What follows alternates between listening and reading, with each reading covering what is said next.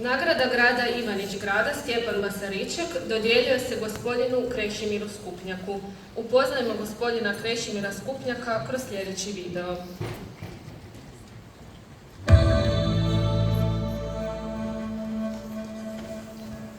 Ja sam nastavnik naftno-rudarske grupe predmeta u srednjoj školi Ivan Šver. Završio sam rudarsko-geološko naftni fakultet, smjer rudarstvo. Osoba sam po prirodi takva da dosta toga me zanima.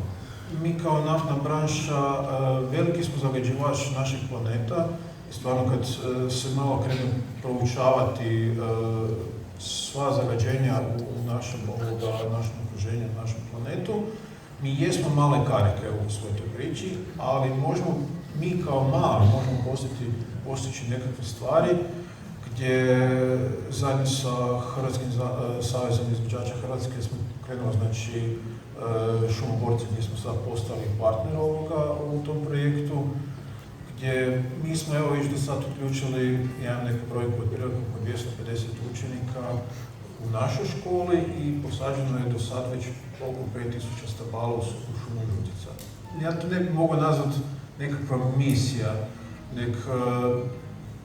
više bi to nazvao kao nekakvom edukacijom ne samo naftno-rudarskih tehničara, nego edukacijom svih učenika u ovoj školi gdje, ono što sam već bio rekao, malim stvarima odložiti bateriju, primjereno mjesto, zasaditi na godišnjoj bazi u svom vrtu 2-3 stabla, smanjiti upotrebu mobitela.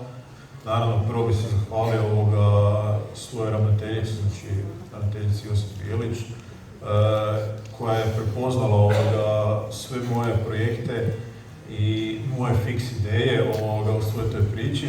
Ujedno, naravno, najviše moram zahvaliti našim đacima koji su prepoznali sve te projekte i koji su mi podrška u svemu tome, jer da nemam podršku đaka, nijedan projekat se ne bi mogao ostvariti.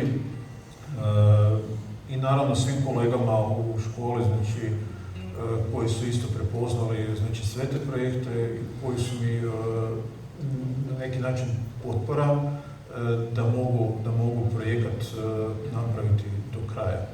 Naravno, ujedno bi se zahvalio i turističkoj zajednici Ivanić Grada, kolegici Ani Kašparović, koja je isto kao grad, naravno i samom gradu Ivanić Gradu, koji su isto tako prepoznali sve te projekte što se tiče zaštite okoliša i koji su nam moralna i financijska podrška u svoj toj priči.